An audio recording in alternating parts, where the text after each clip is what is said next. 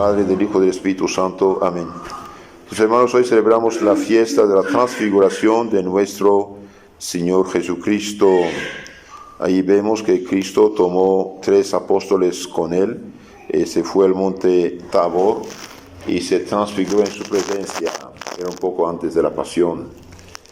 Y los apóstoles vieron a Jesús rodeado de Moisés y Elías, que representan los profetas y la ley del Antiguo Testamento. Y una voz, la voz de Dios Padre, dice: este es mi Hijo muy amado, y bien, en que he puesto todas mis complacencias, escuchadlo. En ese momento San Pedro, que ve, está en el otro mundo. San Pedro dice: Señor, es muy bonito para nosotros estar aquí, siquiera hagamos 3 tiendas, una para ti, una para Moisés, una para Elías. Y después se da cuenta que desaparece, la visión desaparece y queda solo con Jesús. Y Jesús dice: no digan a nadie esto hasta que resucite el Hijo del Hombre de entre los muertos. Jesús quiso mostrar a sus apóstoles lo que es en realidad. Es Dios encarnado, Dios hombre. Si Jesús hubiera querido, todo el tiempo de su vida, bien hubiera sido así brillante, hermoso, resplandeciente, transfigurado, pero no quiso esconder esto para cumplir su misión de Redentor. ¿Y por qué la Iglesia puso esta fiesta? Viene en agradecimiento de una grande batalla que los católicos ganamos frente a los maometanos musulmanes en el año 1456, 3 años después de haber destruido la segunda Roma, que es Constantinopla, capital del Imperio Romano de Oriente, llamado también bizantino. Bien, el sultán Mehmed II, hinchado de orgullo después de haber conquistado esta gloriosa ciudad, transformado la más grande iglesia cristiana de esta época, Santa Sofía, en mezquita, bien, quería tomar toda Europa del Este y tomar Roma también. 3 años después, con un poderoso ejército, bien, se fue a Belgrado para conquistar, y gracias a Dios allí unos valientes jefes católicos con San Juan de Capistrán lucharon. Este santo franciscano los animó mucho a luchar y pudieron vencer a los maometanos. Entonces el Papa Sixto III, en agradecimiento de esta batalla, puso la fiesta de Cristo Redentor del mundo. ¿Por qué? Porque los maometanos, ustedes saben que es una religión que nació 622 años después de Cristo, aprovechó de la división de los cristianos en esta época, herejías, cismas, divisiones, odios, rencores, en Oriente, en Siria, Egipto, Mesopotamia, y conquistó todo. Es verdad que esta religión, de hecho que fue una secta inicial judío-cristiana, herética, es verdad que habla de Jesús, pero el Jesús que ellos pretenden conocer o describir en su libro llamado Corán no tiene nada que ver con Jesús del Evangelio. No tiene nada que ver. Para ellos es una criatura de Dios, nada más. No murió, no fue crucificado, y los que creen en la Santísima Trinidad, bien, son maldecidos, según ellos. Entonces es totalmente diferente, no tiene nada que ver con nuestro Cristo, igual con los testigos de Jehová, los mormones actuales y los maniqueos antiguos. Bien, sí hablan de Jesús, pero no es el Jesús del Evangelio. Es el vocablo utilizado, sí, pero no tiene nada que ver. Como si dijeran: deme agua para beber, y te dan un líquido, pero un líquido que no tiene nada que ver con el agua, es tóxico. O te dan gasolina, por ejemplo, o más o menos, ¿no? Entonces nuestro Jesús del Evangelio, Jesús cristiano, Jesús del Evangelio, es Dios hecho hombre, Dios hecho hombre. En San Mateo también, en el capítulo 3, 17, dice, cuando Jesús se presentó a San Juan Bautista, dice: Dios Padre habló: ese es mi Hijo amado, en quien me complazco. Mi Hijo amado. En principio era el verbo estaba con Dios y el verbo era Dios. Todo lo que se hizo por él, nada de lo que hizo se hizo sin él, y el verbo se hizo carne, habita entre nosotros. Si Jesús no es Dios, no tenemos nada. Un hombre, profeta, entre otros. Es diferente ser empleado y ser patrón de la empresa, ¿no? Es diferente. Jesús es Dios encarnado. Vemos en el Evangelio muchas citas que dicen que sí es Dios. Por ejemplo, en San Mateo 26, 63, dijo entonces Caifás a Jesús: yo te conjuro por Dios vivo, a que nos digas si tú eres el Cristo, el Hijo de Dios. Y Jesús le contestó: sí, lo soy, tú lo has dicho. Y yo les declaro que a partir de ahora verán al Hijo del Hombre sentado a la diestra del poder venir sobre las nubes del cielo. Les da una señal que es el Mesías profetizado por Daniel profeta. En San Lucas, por ejemplo, 3:22 dice: bajó sobre el Espíritu Santo en forma corporal como una paloma, y vino una voz del cielo: tú eres mi Hijo amado, en ti me complazco. En San Juan, acabo de citarlo, 1:14, y la palabra, el verbo se hizo carne y puso su morada entre nosotros, y hemos visto su gloria, gloria que recibe del Padre como Hijo único, lleno de gracia y de verdad. En San Juan 5:18, los judíos trataban con mayor empeño de matarlo, porque no solo quebrantaba el sábado, sino que llamaba a Dios su propio Padre, haciéndose a sí mismo igual a Dios. Y bien, los judíos entienden muy bien. ¿Cuál es el motivo de la crucifixión? Motivo real. Dejemos de lado los pretextos inventados. Y bien, al final, cuando Pilatos les dijo: no tengo ninguna razón de condenarlo, no merece la muerte, es inocente. Y bien, dice: no, según nuestra ley tiene que morir porque él se dijo Hijo de Dios. Y en eso tenía razón, lo dijo. Cuando eres tú, soy yo. Entonces aquí quieren matarlo porque no solo llamaba a Dios su Padre, sino haciéndose a sí mismo igual a Dios. Decía: el Hijo de Dios es Dios. En Juan 5:22, porque el Padre no juzga a nadie, dice Jesús, sino que todo juicio lo ha entregado al Hijo, para que todos honren al Hijo como honran al Padre. El que no honra al Hijo, no honra al Padre que lo ha enviado. Entonces, todas esas 6 religiones que dicen: yo creo en Dios, etc., no quiero de Jesús como Dios, bien, el que no honra al Hijo, no honra al Padre tampoco. Están en la ilusión, En San Juan 10:30 dice: el Padre y yo somos una misma cosa, un mismo ser divino. Ustedes saben que Dios es uno y trino, ¿sí? Y Dios, para dar un ejemplo, es como el sol es uno y único, pero el sol, desde que el sol, es fuego, calor y luz al mismo tiempo. Y bien, desde que Dios es Dios, Dios piensa, su pensamiento, palabra interna, sabiduría interna a Él, lo llama Hijo. Es una generación intelectual. Desde que Dios es Dios, y Dios es eterno, y bien, de toda eternidad, Dios es Padre e Hijo. Y Dios Padre e Hijo se aman de un amor infinito. Este amor infinito del Padre y del Hijo se llama el Espíritu Santo. El que rechaza la Santísima Trinidad no conoce al Dios verdadero. Y hoy, por desgracia, esta verdad maravillosa que Dios nos ha revelado sobre sí mismo está en peligro. Los católicos no ven el peligro. Con tal que digan Dios, no hay problema. Sí hay problema, porque Dios habló de sí. Todos los sacramentos, ¿cómo los recibimos? En nombre del Padre, del Hijo y del Espíritu Santo. ¿Cómo recibimos el perdón de los pecados?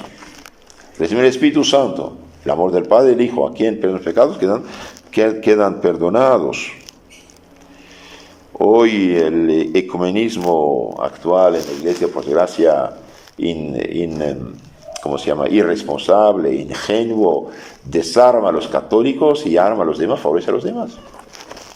Europa está llena de musulmanes que no creen para nada en Cristo Dios. Según su libro, dice que es sagrado de ellos, y bien, los cristianos son los malditos. Ellos que están en el error total, y bien ellos que los elegidos. Y cuando matan gente, piensan que no hacen mal. El Padre y yo somos una misma cosa, un solo ser divino. Y los judíos tomaron piedras para apedrearlo. ¿Por qué? Porque entiendo que dice que es Dios. En San Juan 8:56 dice, su padre Abraham se regocijó, pensando en ver mi día, lo vio y se alegró.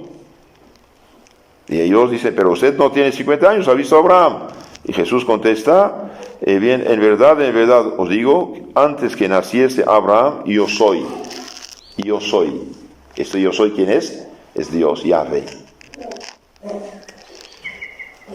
Jesús dice también en San Juan 13, usted me llaman maestro y señor, y dicen bien porque lo soy.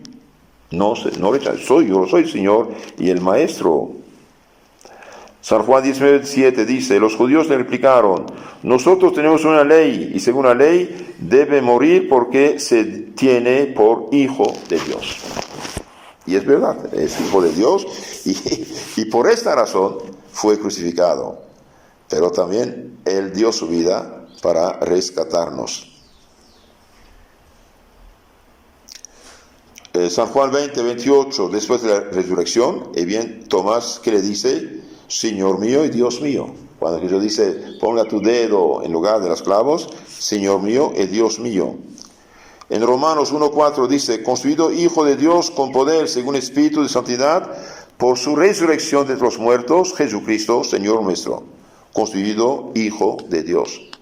Romanos 9:4, los israelitas, de los cuales es la adopción filial, la gloria, las alianzas, la legislación, el culto, las promesas, los patriarcas, de los cuales también procede Cristo según la carne, el cual está por encima de todas las cosas, Dios bendito por los siglos.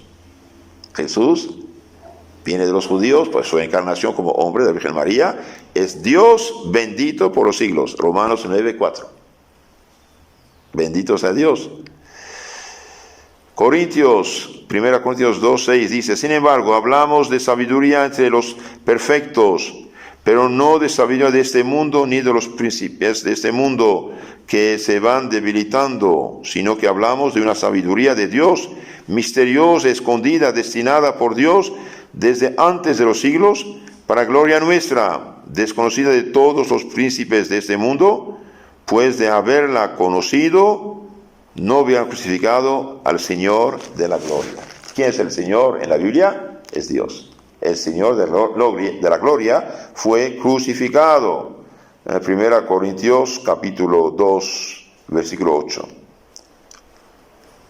1 Corintios 8:6 dice, para nosotros no hay más que un solo Dios, el Padre, del cual procede todas las cosas, para el cual somos, y un solo Señor Jesucristo, por quien son todas las cosas y por el cual somos nosotros. Es decir, nos ha creado. San Pablo a los Filipenses 2:5. Tengan entre ustedes los mismos sentimientos que tuvo Cristo, el cual siendo de condición divina, no retuvo ávidamente el ser igual a Dios, sino que se despojó a sí mismo, tomando condición de siervo, haciéndose semejante a los hombres y apareciendo en su porte como hombre. Entonces Jesús, como ustedes saben, es Dios hecho hombre. En los Colosenses 1:15 dice, Él es, Jesús, imagen de Dios invisible. Imagen visible del Dios invisible. Dios se hizo hombre. Un día un católico hablando con un sabio alemán no bautizado, de esos pobres víctimas de Lutero, viene este hombre, dijo al católico, sí, pero como dicen, si Dios fuera tan bueno, si hubiera ocupado un poco más de los hombres. Y el católico le contestó, buena noticia, Dios es tan bueno que se hizo hombre, se hizo uno de nosotros, murió como nuestro fiador para salvarnos.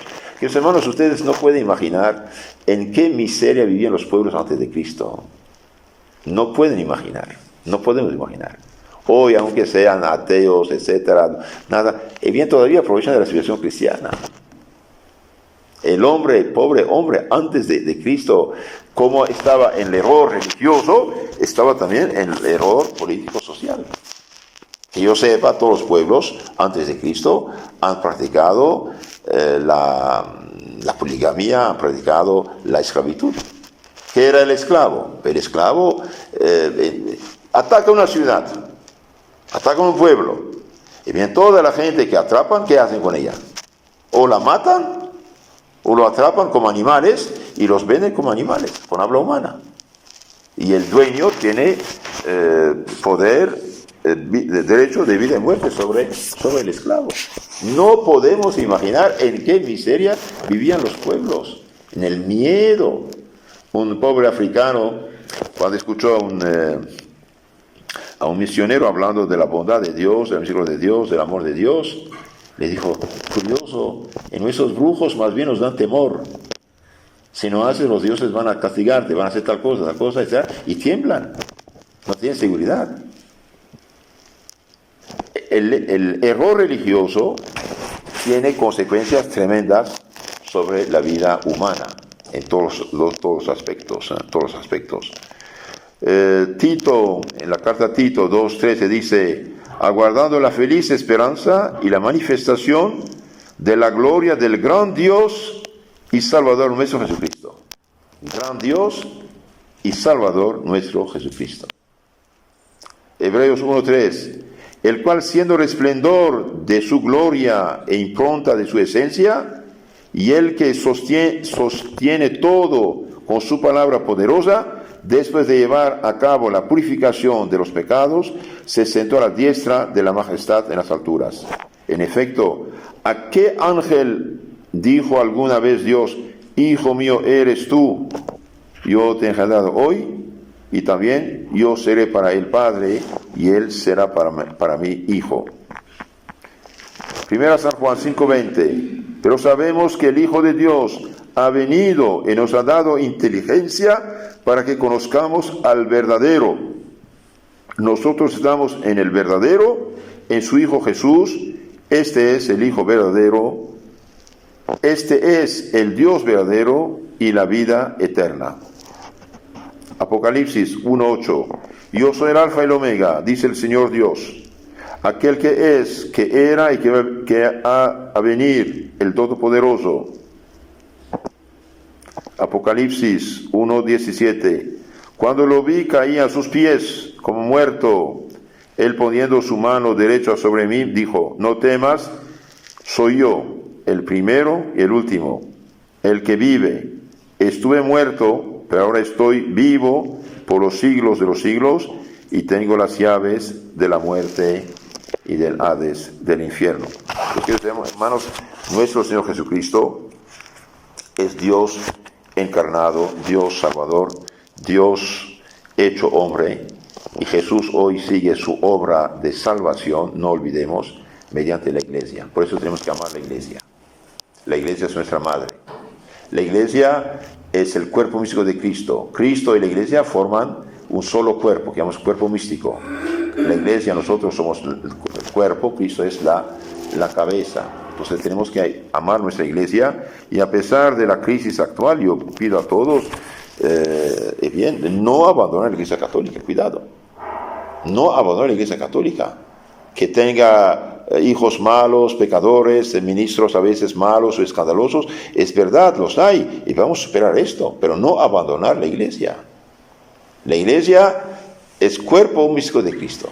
La Iglesia es santa, puede tener, y tiene de hecho, hijos pecadores, ministros pecadores, pero la Iglesia es santa. La Iglesia es un cuerpo, y el alma de la Iglesia es el Espíritu Santo de Cristo, que sigue. Por esto tratemos de conocer más a nuestro Señor, de amar más a nuestro Señor, y de amar a nuestros hermanos descuidados, víctimas de cualquier charlatán que funda una disque iglesia que habla de Cristo, porque la gente venera ese nombre, sabe que es algo bueno, pero los engaña en nombre de Cristo, los saca del camino de Cristo. Cristo no tiene iglesias, tiene una, santa, católica, apostólica y punto. Y los que dejan la Iglesia Católica, que bien hacen el mayor error de su vida y el mayor pecado que pueden hacerse como católicos. Y los que están fuera de la Iglesia, que no tomen la Iglesia No la confunde la iglesia con sus malos hijos y ministros. Conocemos bien esta litanía de cuando era católico, era borracho, esto y aquello, etcétera, etcétera. Bien, eras mal católico, no practicante, no practicabas ni sabías que era católico. Por eso, un católico debe vivir en estado de gracia. Un católico que vive en estado de gracia, bien, tiene el Espíritu Santo del Padre y del Hijo, con el Padre y el Hijo, de hecho, en su corazón. Entonces pidamos a nuestro Señor hoy, que es nuestro Señor, que es Dios, Jesús, que nos ayude a mantenernos fieles. Pidamos por todos los pueblos cristianos atacados, por todos los errores actuales como peste, que Dios les dé santos obispos, santos sacerdotes, santos dirigentes, y defendamos mientras a nuestros hermanos. No podemos cruzarnos de brazos. Nuestros hermanos católicos hoy, por ignorantes, por descuido, no sé, están a la merced de cualquier charlatán, porque el que funda una iglesia, dice que iglesia en nombre de Cristo, es un malhechor, hace el más grave pecado de su vida. El que predica un evangelio diferente del que hemos recibido hace 2000 años, bien maldito sea, anatema sea, dice San Pablo. Entonces, tratemos de conocer más a nuestro Señor, amar a nuestro Señor y tener confianza en Él. ¿Por qué? Y porque es el Todopoderoso. Dios permite pruebas por nuestros pecados para purificarnos. Tiene su plan. También respeta la libertad humana, pero Cristo no está vencido. No olvidemos esto. Cristo nunca será vencido. Cristo es el Dios Todopoderoso hecho hombre. Entonces pidamos por todos que han perdido la fe católica, todos que fueron engañados en nombre de Cristo en las sectas, que conozcan el verdadero Cristo y regresan a sacar provecho de la salvación que Cristo nos dejó mediante la Iglesia y los santos sacramentos.